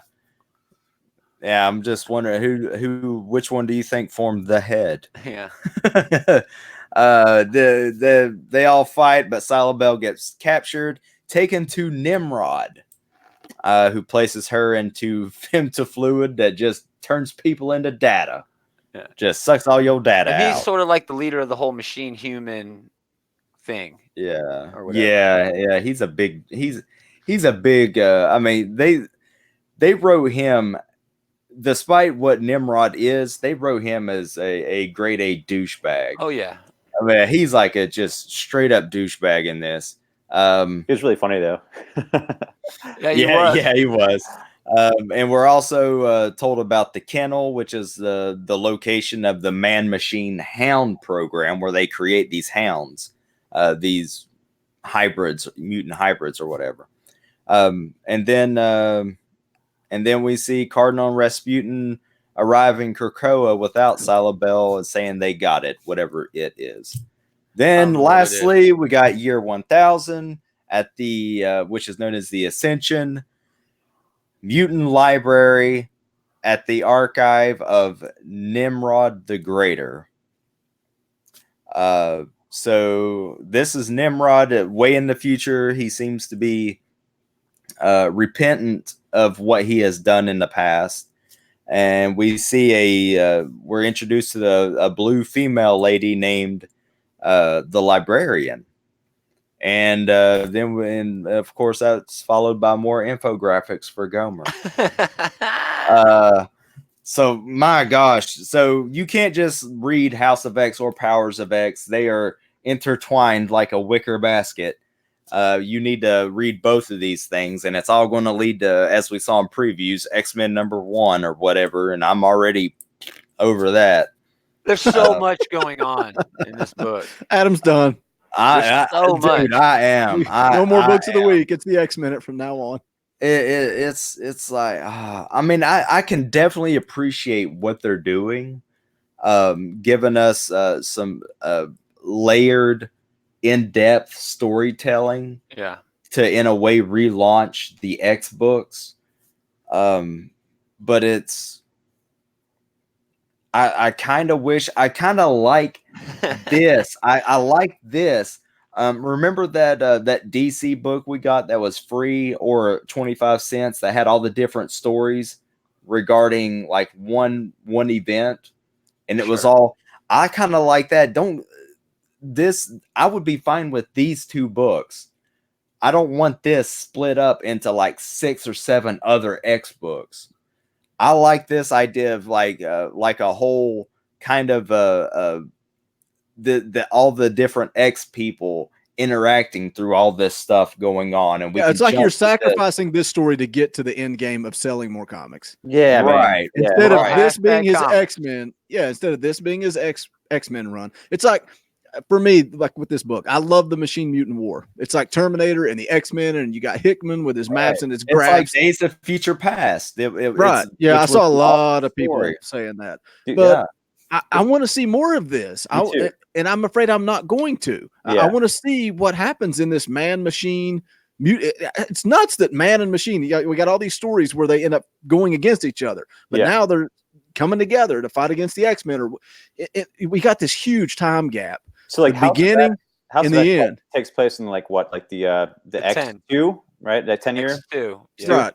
Yeah, so that'd be really. I wish the other X-Men books are coming out instead of like what they're doing, all the different teams. I wish there were like all these other generations, the Powers of 10 storylines to focus on those, and just keep the Lost X and the Powers of 10. It's so cool seeing. I could read these two stories like forever, and that's really cool. Yeah. House of X is focusing on one generation. I would be totally down to see like books made about the other generations as well and how they all connect and fill in holes. Half the time I ignore previews. So I know they got the advertisement for all these X-Men books. Do we know where Hickman's X-Men story is going to take place? Is it 100 years in the future? I don't know. I mean, it almost sounds like this is like this is going to be taking place in all of those timelines, and then it's all going to, I guess, reset into X-Men #1, I guess. But what I'm saying is what timeline? Because again, we got X1, X2, X3. Yeah. Where does I think it's going to be X2? We don't know where the books that are going to happen after Hox and Pox and where those are going to be, because we don't know what Hox and Pox is going to be. Obviously, Hickman is dealing with a lot of timelines, so there's no way to know how he's going to configure everything once we're done. Why would he be telling us a future story if that future story isn't going to matter once we get to the actual dawn of X with all these 5 books? I think everything by the end of it is going to come together to be a quintessential X-Men story where, of course, there's time travel and other dimensions and things like that. But it says all it says is the X-Men find themselves in a whole new world of possibility. We know that like Krakoa is going to end. Like something goes wrong because of Mr. Sinister's clones and whatever things he was making his breeding program. We know that like one of the books coming out is Marauders, like where it pretty much deals with like the Krakoa, like I guess trades, like like where like boats and stuff, like shipment yards. So there's a lot of like small things to plug in some holes. So Serenity wasn't digging it, huh? No, Yeah. so it's like we No got. focus. Well, I mean, I guess is Excalibur part of that, and Marauders. The thing about that is, I don't think we can really take either of these two books, House of X or Powers of 10, on their first issue and say, well, eventually it's going to lead here, and this is how it's going to do it. While we do know where it's going to lead to the 5 or whatever X-Men books, we have no idea how Hickman is going to get us there. We don't know if any of this means anything to anything. I think the last issue of House of X, the cover is Mr. Sinister. So I think we're going to see like the fall of Krakoa in this series. Yeah. And then this books take off after Krakoa ends. Yeah. It looks like Excalibur might have hippie apocalypse. Yeah. Hey, man. Right. Make love, not war, man. Make love, not war, man. Hickman is doing world building in typical Hickman style. But this is a bit of a departure, I'd say, for his early for this early in a Marvel book for him. Usually he waits to get into some of the more confusing world building until he's sort of earned it. In his independent stuff, Pax Romana, for example, he didn't care about that. You know, he just, here's the confusing backstory. Here's our weird premise. Go with it. In this, it feels like he did all of this world building through details like this. But seeing him do it with the first issue of a Marvel comic is a bit of a departure for me. But his vision to me is, for this one issue, I just want to set up the fact that all of these different time periods exist and things that are important to the future happen in all of these different timelines. And he's going to rectify that by the end of it. But honestly, I read House of X multiple times because I really liked it. I read this multiple times because I didn't quite follow everything that was going on. It's so much information. There's a man. lot, So much information. There's a lot. This was like a hefty, thick read. This is like a meal. Yeah. I loved it, but I mean, I did have, I think, a better time with House of X. Yeah, I definitely did. I feel like there's just stuff I'm agree, picking and Jason. choosing that I like. I like this part. I like that part. I like when you see, was it Wolverine and was it Groot that was with Wolverine? I think so. You got somebody in yeah. Magneto's costume, but that's not Magneto. There's no way that's Magneto. Yeah, what was the other Magneto clone or whatever they had before? Magnus? No, it wasn't Joseph, but I mean there was another. I forget what. Zorn. There's two Zorns, and I heard 2 Zorns were inside this past book too. So I'm not familiar with Zorn, so I couldn't really pick them out or knew what was up with that. But there's rumors that it was Zorn. Yeah, there's way too much. There's almost way too much happening in this book for it to be a book that I can say, yeah, go pick it up and read it. But as confusing as the X-Men have been for years and years and years, I still think this is less confusing than anything that's happened. Yeah. You know what I mean? Read it now, understand it later. Exactly. Yeah, I think that's what's happening here. Can you imagine like going into this, not even knowing a thing about X-Men and being like, what am I reading? You know, but I think you can also sort of pick it up though. You know, the whole machine. You can. I don't know a lot about the X-Men. Yeah. Very little about the X-Men. I mean, did you even know who Nimrod was? No, I had to look it up. I didn't. But now you know that he's like a metal machine guy and hangs out with humans. And you can still take from this story. I feel like you're probably picking up a lot of stuff going, oh my gosh, that's awesome that I'm missing. But I'm following. There was a lot of stuff in Rosenberg's run that I was like, what? It was like you're expected to know this. I feel like Hickman's trying to really dumb it down for a new reader. I really do. And while I agree with you, he is doing that. He, like you said, he's also putting things in there where longtime readers will be like, okay, this is cool. I know this guy. I know what his deal is. And Hickman is following that line. So Serenity's got a good point in the chat about the drug that extends human life. Mm-hmm. So it's possible that there are other Krakoa. But does that work on mutants though? Does it extend mutant life? I think it only does human. Yeah, those 3 drugs were just human life, human antibiotics, and human like brain maladies. But who knows where else they're going to go with it? Yeah, like the only reason I knew about Nimrod was I think I have this like first appearance somewhere, but it was like one of the first comics I happened to have as a kid. It's super beat up, not in good condition, probably not worth it. Jack, you know what I mean? But like I just remember him being like kind of the ultimate Sentinel. Kind of, I think it was right. It makes you But like wonder a sentinel too. with like a heart, maybe like a weird conscience. I don't. or Yeah, con- something like yeah, that. it's I weird. was maybe that satellite they're building with the big sentinel head. Like maybe that'll be like the beginning of him. You know, maybe That's what I'm thinking. Yeah. Iconic origin. Master Mold. Wasn't there a book where there was a kid who befriended a Sentinel? That's not what you're talking about, is it, Jason? Iron Giant? No, not Iron Giant. There was I forget what it was, but it was like a kid who I forget the name of the book. It was a Marvel book, but he had basically a Sentinel pet. Cool. That he would it was basically Marvel's Iron Giant. So yeah. Nice. This definitely feels like a second issue of a long marathon of what it's going to end up being 12 extra size issues weekly by the time it's done. Yeah. So yeah, Hickman's just like, no, I'm not going to ease you into it. Here you go. I'm throwing you into. He should put out a 13th issue that's like a test. It's like a SATs. No, I don't want that. That'll cause me stress and anxiety that I don't need in my life. The XATs. It's bad enough reading it and being like, how am I going to try to carry on a conversation about this on ComicCast? Right. I'm still giving it $3.99 because this feels big. It feels special.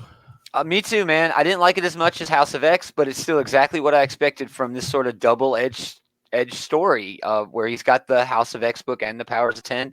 Hickman is going to get complicated. He always does. So this is where it started early, and he's building a world, not just a world, but an entire timeline. Mm-hmm. So yeah, that's big. That's a huge deal. And there's a lot of hype for House of X issue 2. You know, like I said before in the previews version of it, all the interviews, all the writers and you know artists and what have you, all the interviews, everyone's like, House of X 2 is my favorite issue. They already had a lot of hype before even issue 1 came out. So I think things are gonna pop off. Like, so I'm super. It's next week, right? Yep. Or no? I think so. Yeah. Woo! Mm-hmm. Yeah. So excited. Did everybody? Adam, did you rate it? I didn't. I was looking up something real quick. No, Serenity. The I should have known this. The comic is actually called Sentinel. Huh. And it's about a kid who, he has his own Sentinel. But yeah, it wasn't a what if. It was like a series. That's cool. But I'll rate it. I don't know. I'm struggling. I'm trying to remember what I rated House of X. $3.99. Yeah, you rated it perfect. Yeah. Peer pressure. I'm going to once again remove my personal feelings. Remove my opinion from my rating. Yeah. Well, because something could be good and I could just whatever. And that's just my own personal, I don't care about it. That doesn't mean the book is bad or right. So I'm going to say $3.99. I think it did what it was supposed to do. Technically, this whole thing should be one book with a 12-issue series. Why there are 2, I can't completely grasp right now why there's 2. If they're all going to correlate together like that. Yeah, and they're definitely dealing with there's different tones to them, you know. So I don't know. So what, whatever. $3.99 doesn't mean I'll continue picking them up. Perfect rating doesn't mean I liked it. Yeah. Right. Oh man. That's gonna wrap it up. We're done. That's ComicCast issue number 155. If you're listening to this on the S&B Network on YouTube after the fact, do us a favor, drop down in the comments below. Let us know what you thought. Leave your rating for Powers of 10. Let us know what the best book you read this week was. We'll be back next Sunday, 2 p.m. Eastern time, right here via StreamYard, via the Outright Geekery Podcast Network, courtesy of Dwayne's World Comics and Games on the S&B Network. The Outright Geekery Book of the Week for next week, the poll is going up on Twitter right now. Follow us at ComicCast Pod and cast your vote. Everybody, thank you guys for the super chats. That was a lot of fun. Yeah, thank you. In all honesty, we take that money, we pump it right back into the podcast. If we get enough, we're going to pump it into StreamYard, do some cool graphic things. If not, we use it for advertising. That's what we use all of the Patreon money for. It goes into advertising, patreon.com/ComicCastPod. Serenity's going to check that out. So hopefully we will see you guys soon next week. Also on Twitter with the free digital codes. So check out the Free Comic Friday. Yeah, dude. That starts on like Thursday and Wednesday. Yeah, well, people are like, what happened to Free Comic Friday? I'm like, if I'm busy. Plus I try to grab those extra views and likes and all that good stuff. But we appreciate it, guys. It's fun giving away free comic books. But that's it. We're done. Thank you guys for joining us. See you next week. Peace.